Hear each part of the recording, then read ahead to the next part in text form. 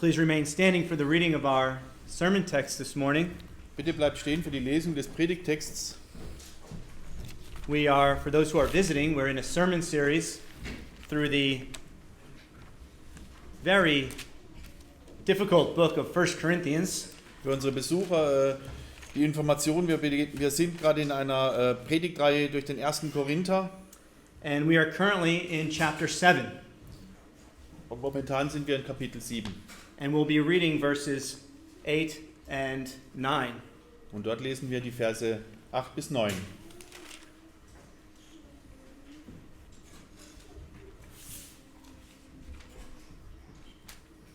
Paul writes, "To the unmarried and the widows, I say that it is good for them to remain single as I am. But if they cannot exercise self-control, they should marry, for it is better to marry than to burn with passion." Paulus schreibt, ich sage aber den Ledigen und den Witwen, es ist gut für sie, wenn sie bleiben wie ich. Wenn sie sich aber nicht enthalten können, dann lasst sie heiraten. Denn es ist besser zu heiraten, als sich vor Verlangen zu verzehren. Let's pray. Lasst uns beten. Lord, guard us now from misunderstanding your word. Herr, hilf uns nun und leite uns, dass wir dein Wort nicht missverstehen. We want not only to understand it, Wir wollen es nicht nur verstehen, but to love it. sondern es lieben. Not only to love it, Nicht nur zu lieben, but to be changed by it. sondern auch von ihm verändert werden. And for this we need your Spirit. Und dafür brauchen wir deinen Geist. Be with us now, I pray. So sei mit uns nun, so beten wir. Amen. Amen. You may be seated and the children may be released to Ihr Kindergottesdienst. könnt euch setzen und die Kinder können rüber in den Kindergottesdienst gehen.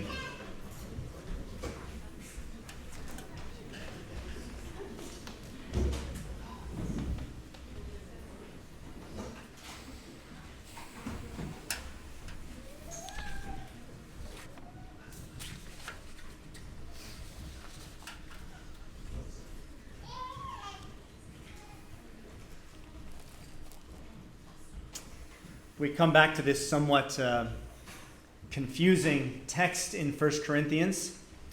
Wir kommen also nun zurück zu diesem etwas, sagen wir, verwirrenden Text in dem Korinther Kapitel 7. Last week we were trying to figure out why Paul seems so negative about marriage in this chapter. Letzte Woche haben wir versucht herauszufinden, warum Paulus vielleicht so ein bisschen negativ über die Ehe redet, When in most of the rest of the Bible, wohingegen doch im Rest der Bibel and even in the rest of Paul's writing, marriage is spoken of so positively.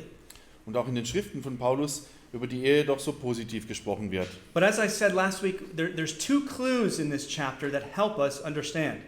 Aber wie ich letzte Woche schon gesagt habe, gibt es hier zwei Hinweise, die uns diesen Text besser verstehen lassen. And the first clue we looked at last week is in verse 26.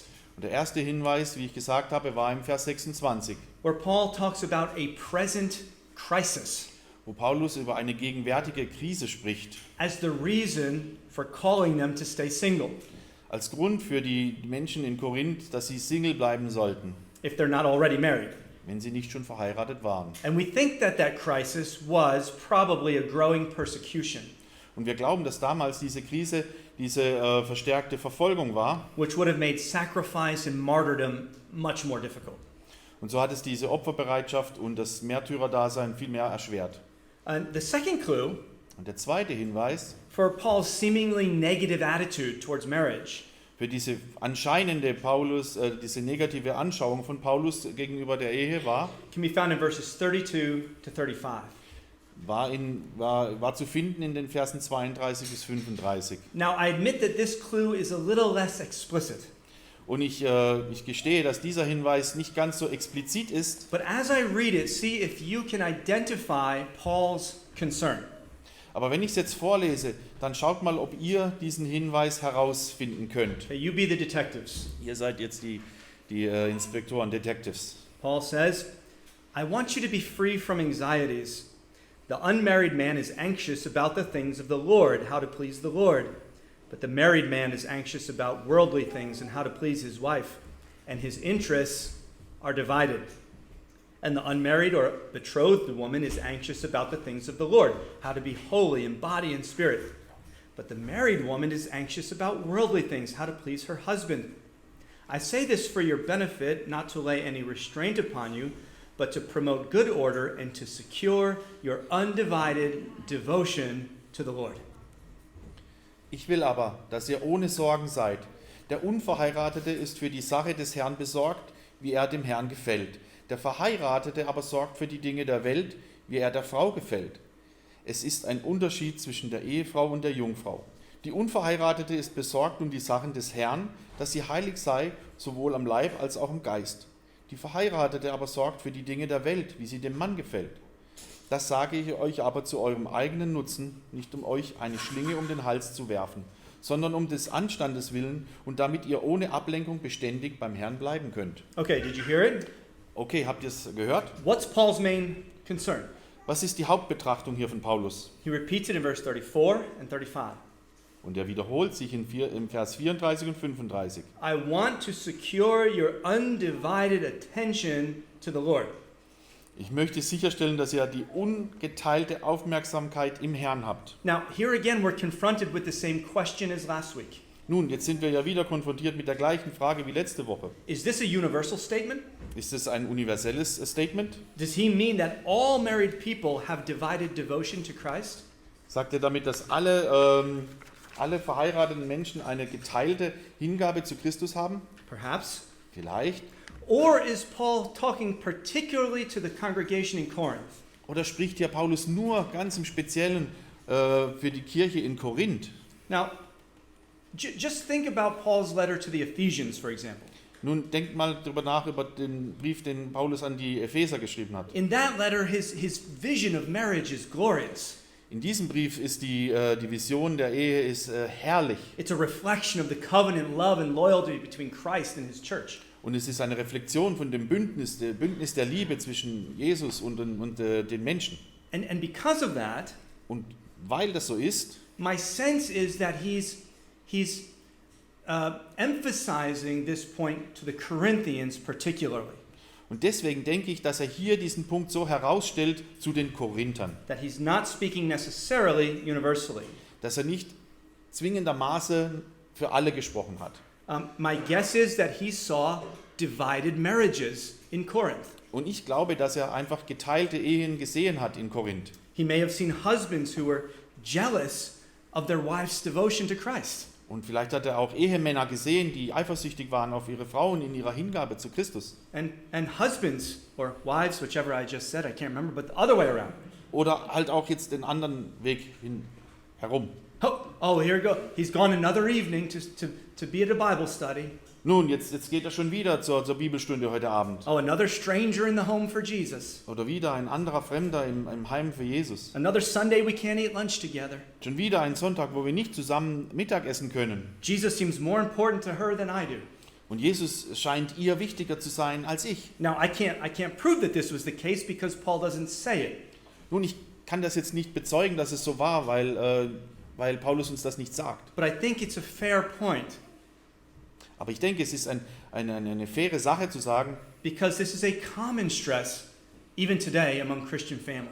weil das ein häufiger Stressfaktor auch in christlichen Familien heutzutage ist. Whether in Corinth or in Neuenburg, Ob es nun in Korinth ist oder in Neuenburg. we often have divided marriages, Wir haben sehr häufig diese geteilten Ehen, as Paul says. wie Paulus es beschreibt. We are not teammates in Christ. Wir sind keine Teamplayer in Christus, für Christus. Now, some of you may be thinking,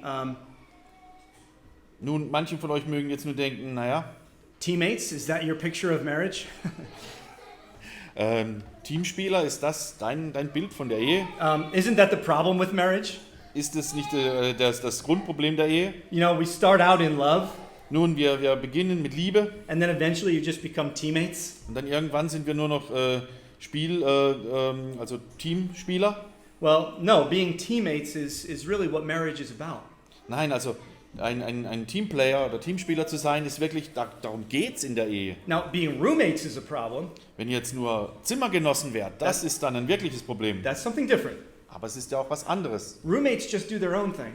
Die Zimmergenossen, die machen ihre eigene Sache They pass each other in the house. und sie sehen sich im Haus. They meet up for dinner sometimes. Und manchmal treffen sie sich zum gemeinschaftlichen Essen. But they're living two different stories in the same house. aber sie leben zwei ganz unterschiedliche Leben im gleichen Haus. And unfortunately, too many Christian marriages become roommates. Und unglücklicherweise werden viel zu viele Ehen wie Zimmergenossen. They lose the love and the spark and the joy. Sie verlieren die Liebe, diesen Funken und die Freude. But being teammates is something entirely different.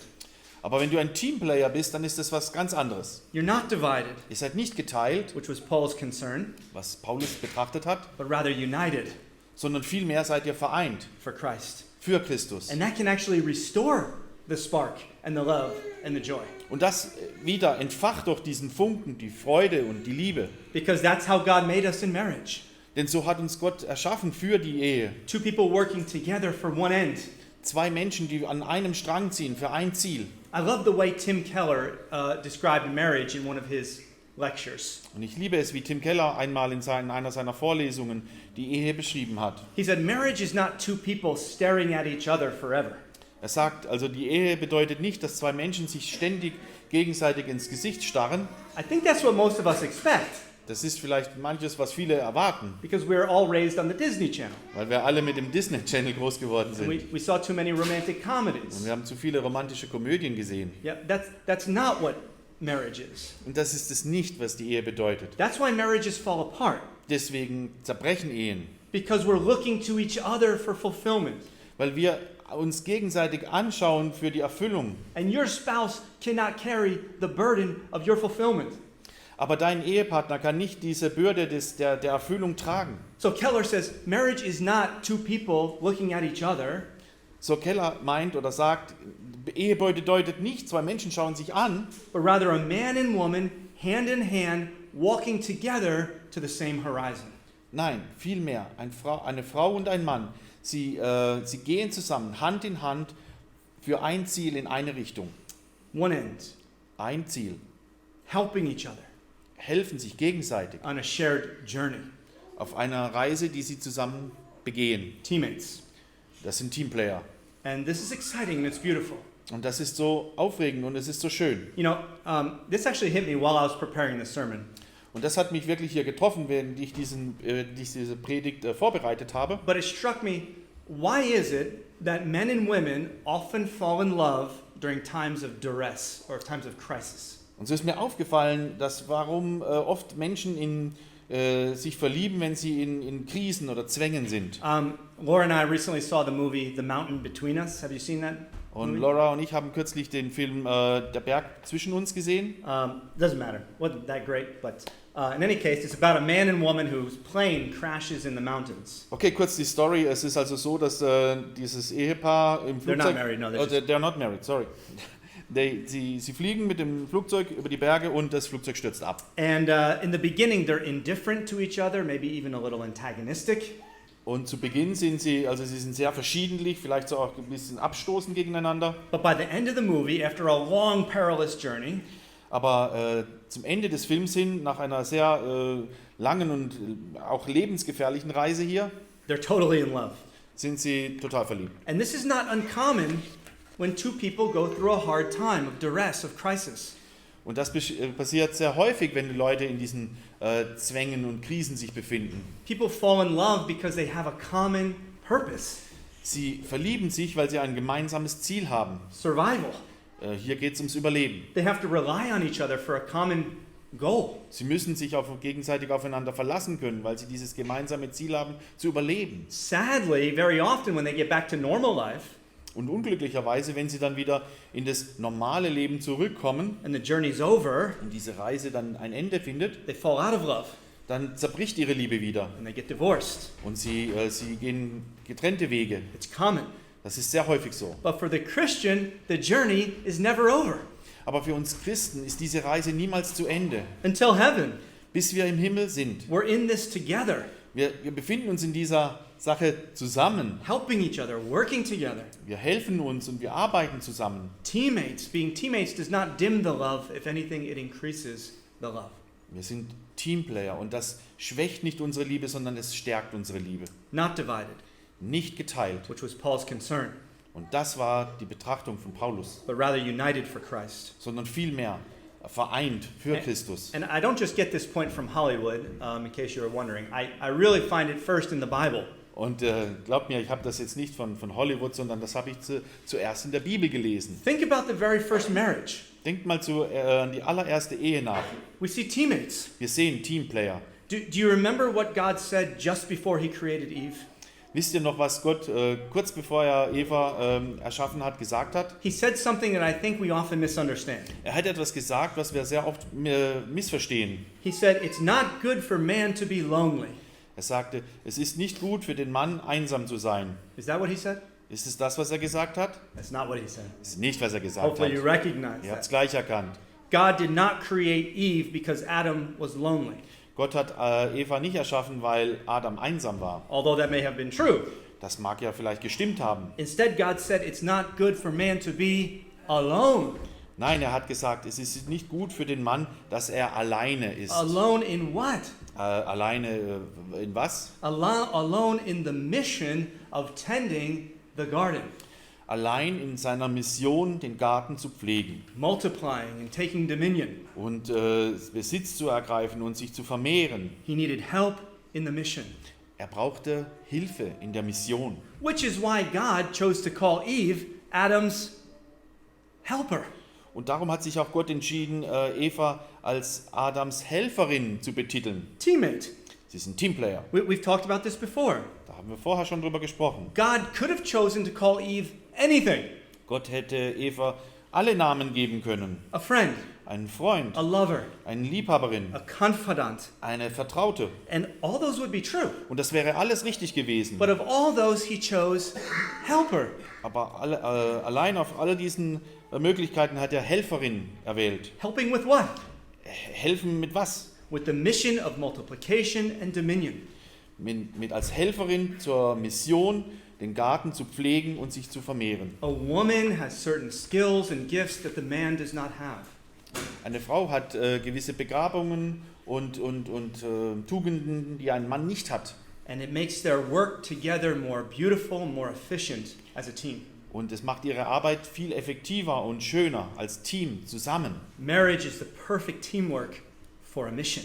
Und die Ehe ist das perfekte Teamwork oder Teamarbeit für diese Mission. Of beautifying our gardens for the reign of Jesus Christ. Um diesen Garten zu verschönen für die Herrschaft Gottes. And so marriage, here's my point, Und so ist es auch, dass die Ehe, und da komme ich jetzt auf den Punkt, marriage rightly understood should not divide our attention from Christ. so wenn wir die Ehe richtig verstehen, dann sollte sie uns nicht davon trennen, von der Beachtung auf Jesus. Of course it's true, Paul's right, a single person has more time to devote to the Lord, absolutely. Und Paulus hat ja hier schon noch recht, eine einzelne Person hat mehr Zeit für die Beachtung für Christus. But a marriage understood in the broader context of Scripture Aber wenn wir die Ehe in diesem weiteren Verständnis der Schrift sehen, should not divide our attention to Christ, but multiply it. dann wird es nicht unsere Beachtung teilen, sondern vielmehr vermehren. Now, of course, there are some whom God calls to singleness, Nun, ja, Gott ruft auch einige dazu auf, als Single zu bleiben, who God knows will be more productive for the kingdom alone. wo Gott es weiß, dass sie produktiver sind, wenn sie alleine bleiben. And as we saw last week, there's sometimes seasons for singleness. Und dann haben wir auch letzte Woche schon gesehen, es gibt manchmal auch Zeiten für dieses Single-Dasein. But it's clear from the Bible that marriage should not divide our attention from Christ. Aber es ist ganz klar, dass die Ehe nicht teilen sollte in unserer Beachtung für Christus, But rather increase it. sondern vielmehr vermehren sollte. We have a partner pushing us to Christ, Wir haben hier einen Partner, der uns zu Christus hinführt. pushing us to read the Word, Und er führt uns los, lest das Wort. waking us up when we just don't want to go to church on Sunday, Und er weckt uns sonntags morgens auf, rüttelt uns und sagt, los, wir müssen zur Kirche. reminding us of the gospel when we failed, Und er erinnert uns an die gute Nachricht, wenn wir auch fehlschlagen. encouraging each other to make the hard decisions for Christ as a family. Und dieser Partner ermutigt uns, wenn wir schwierige Entscheidungen für Christus treffen müssen. Okay, well, let's begin to bring this to a close. Okay, lass mich jetzt das ein bisschen zusammenfassen. Let me leave you with a couple practical applications. Lasst mich mit ein paar praktischen Anwendungen. Anwendungen hier weiterführen. Because all of us, whether single or married, Weil- have a part to play in this kingdom gardening. Weil alle, wie wir hier sind, ob wir jetzt Single sind oder ob wir verheiratet sind, haben wir einen Teil, den wir hier in unserem Garten, wenn wir ihn pflegen, haben. Even our little gardens, be they great or small. Und auch in unseren kleinsten Gärten, ob sie jetzt nun groß oder klein sind. Okay, first for the married people. Und nun zuerst für die Eheleute. I encourage you to get on the same page. Ich ermutige euch, zieht am gleichen Strang. Don't be roommates, first of all. Seid keine Zimmergenossen, Be teammates seid Teamplayer for Christ, für Christus, for the mission. für die Mission, Beautifying your little gardens for his kingdom. um eure kleinen Gärten für das Königreich Gottes zu verschönern. You don't have to be a pastor or a missionary to do this. Ihr müsst dann kein Pfarrer sein oder kein Missionar sein. God has given to every one of you a little piece of his garden Gott hat jedem von euch einen kleinen Garten Gottes gegeben, to serve for his name. um für seinen Namen zu dienen. And we'll be proud on the day we see him face to face for every little scar we've had in his name. Und wenn wir ihn dann sehen, dann werden wir stolz sein für jede kleine Narbe, die wir durch den Garten erhalten haben. But look, this doesn't happen by itself. Aber schaut her, das passiert nicht durch alleine. You have to make a plan. Ihr müsst einen Plan machen. Gardens don't tend themselves. Die Gärten pflegen sich nicht alleine. If you want proof, come look in my garden. Wenn ihr einen Beweis wollt, kommt zu meinem Garten. Gardens are subject to the law of entropy, Die Gärten unterliegen dem Gesetz der Entropie. which means if they're not tended, weeds and chaos will rule. Das bedeutet, wenn sie nicht gepflegt werden, dann kommt Unkraut und Disteln und das Chaos wird seinen Weg nehmen. It won't look like the kingdom of heaven. Es wird nicht wie das Königreich Gottes aussehen. It'll look like a wild mess. Es wird einfach nur wie ein verwilderter Garten aussehen. So sit together. So, nehmt euch die Zeit, setzt euch zusammen Take some time tonight when the kids are in bed und nehmt diese Zeit, wenn die Kinder zu Bett gebracht wurden. and say, what's our garden? Und dann fragt euch, was ist unser Garten? How can we beautify it for Christ? Wie können wir es verschönern für Christus? According to his rules, his values, Gemäß seinen Regeln, seinen Werten, his words. seinem Wort. I mean, go on vacation and do date night and enjoy each other. So geht auf den Urlaub und die Dateabende und so weiter. Macht all das. But also take consideration how you as a team can change the world in your garden. Aber überlegt euch auch, wie ihr als Team diesen Garten pflegen könnt. Now, for those who are still single, Und jetzt für diejenigen, die immer noch Single sind. I think the first obvious application of this text Ich denke, die erste Erscheinung, die wir hier aus dem Text nehmen können, ist, don't marry an unbeliever. heiratet keinen Ungläubigen. How can you be teammates with someone who's not playing on the same team? Wie könnt ihr ein Teamplayer sein mit jemandem, der gar nicht im gleichen Team spielt? You can be united in some things, Ihr könnt in etwas vereint sein, but not the big things. aber nicht in den großen Sachen. 2 Corinthians 6:14, Paul says, do not be unequally yoked with an unbeliever. Paulus schreibt, zieht nicht in einem fremden Joch mit Ungläubigen. In marriage, you are yoking your oxes together, In der Ehe spannt ihr den Ochsen gemeinsam ein, to use a farming illustration. um einen Farmbegriff zu benutzen. And you're pulling together to one common destination. Und ihr zieht gemeinsam für eine gemeinsame Richtung. And if one ox is pulling left and one ox is pulling right, it's going to be a very difficult journey. Und wenn jetzt nun die beiden Ochsen, die eingespannt sind, der eine nach links und der eine nach rechts zieht, dann kann das eine sehr schwierige Reise in der Ehe werden. Your desire is to serve Christ Euer Verlangen muss doch sein, Jesus zu dienen. with your money, Mit eurem Geld, how you raise your kids, wie ihr eure Kinder lehrt, hospitality in your home, in der Gastfreundschaft, in eurem Heim, how you use your Sundays, wie ihr die Sonntage verbringt, Bible studies, retreats. die Bibelstudien und die Freizeiten. At best, it will require difficult compromise. Und im besten Fall bedarf es einigen Kompromissen. At worst, it will cost you your faith and the faith of your children. Und im schlimmsten Fall wird es euren Glauben und der Glaube eurer Kinder wird hinweggehen. And so the Bible commands us not to marry non-believers. Und so die Bibel, die sagt das ganz streng, heirate keinen Ungläubigen. Now, Paul does say Und nun, Paulus sagt aber, later in this chapter später in diesem Kapitel, that there are some who came to Christ dass einige, die zu Christus gekommen sind and their spouse did not. They were already married. und ihr Ehepartner ist es nicht. And Paul says, don't get divorced. Und dann sagt Paulus, naja, dann scheidet euch nicht, Pray for them. sondern betet für sie. You don't know what God will do in their hearts. Ihr wisst nicht, was Gott in ihren Herzen bewegen wird. And Malachi 2:16, God hates divorce. Und es steht in der Bibel geschrieben, dass Gott die Scheidung hasst. But to the unmarried, and this is the point, this is for the unmarried, Und das ist jetzt für die Unverheirateten. do not be unequally yoked by choice. Seid nicht ungleich eingespannt. The second thing I take away from this passage for singles, Und das Zweite, was man aus dieser Passage hier entnehmen kann, and I'll close with this one. und ich werde mit dem dann auch schließen, If you feel you are called to be married, wenn ihr euch aufgerufen fühlt zu heiraten, look for a person whose mission you want to join.